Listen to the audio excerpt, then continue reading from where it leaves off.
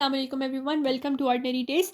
In this video, we are going to discuss the blood supply, the arterial supply, the venous drainage, and the lymphatic drainage of our soft palate. So, now, just like the hard palate, the soft palate is also receiving one of its supply from the maxillary artery through the greater palatine branch. But it also has two other supplies. One is going to be from the pharynx by the ascending pharyngeal nerve, which is giving a pharyngeal branch, and the other one is going to be from the facial artery, and facial artery is giving its ascending palatine branch. So three of the nerve supply are there. They are M, F, A.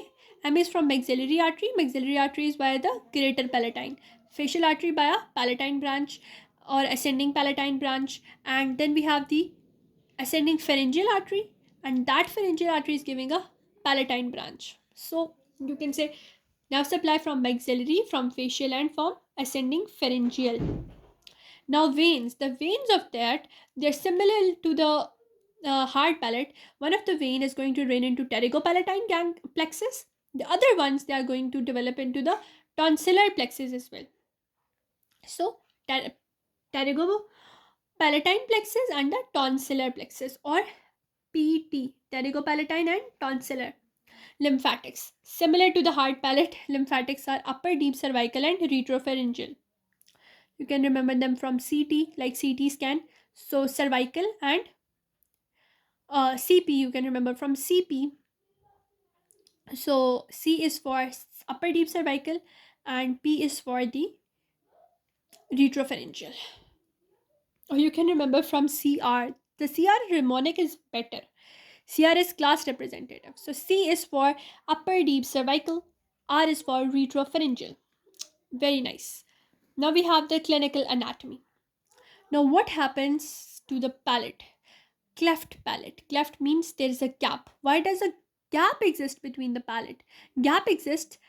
It's a congenital defect. It means that it is present by birth because of non-fusion of the right and the left palate halves.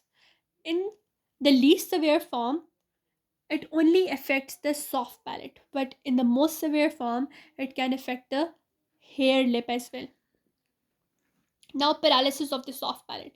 When the soft palate is going to paralyze, soft palate has a large number of the muscles, and these muscles are supplied by, majorly they are supplied by vagoaccessory complex. The PLM muscles, they are supplied by the vagoaccessory complex. So any damage to the vagus nerve, it is going to cause the paralysis of soft palate. And what will be the consequences of paralysis?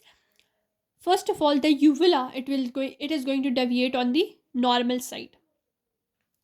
Then there will be two nasal disadvantages. There will be nasal regurgitation of liquids and nasal twang. So uvula to the normal side. For example, if the vagus nerve of the left side is affected, so uvula is going to go on to the normal side, that is right side. There will be nasal twang and nasal regurgitation of fluids, and the palatal arch will also flatten. Why the palatal arch will flatten? Because both the palatopharyngeus and glossus, they are supplied by vagus nerve, and whenever the muscle is going to lose its you can say nerve supply, the muscle is going to drop, and that will call the flattening of the palatal arch. What happens in choking? Whenever you drink something and you choke your food, you have laryngeal obstruction or asphyxia. Asphyxia can be treated by Hamlet's maneuver or Hamlet's maneuver. This Hamlet's maneuver is Heimlich maneuver. It is a procedure in which, first of all, you are going to stand behind the patient. Then you're going to put your arm underneath the patient's arm. So you are putting your arm underneath the patient's arm, and then you're pressing on their epigastrium. How do you put the hand on your epigastrium? One hand is in the form of a fist, and the other hand is in front of the fist. Let me show you a little bit. So one hand in the form of a fist, other hand pushing the fist. So when you are going to place your hands like this on the epigastrium and push in the upwards and backwards direction. So push in the upwards and backwards direction. You are going to give 3 to 4 abdominal thrust in this manner. What will happen? The residual air will be squeezed out from your lungs into larynx and trachea, and hence it is going to relieve your laryngeal obstruction that you have created via choking.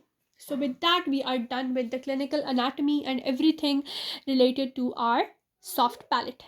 In the next video, we can discuss the histology of the soft palate if you want to.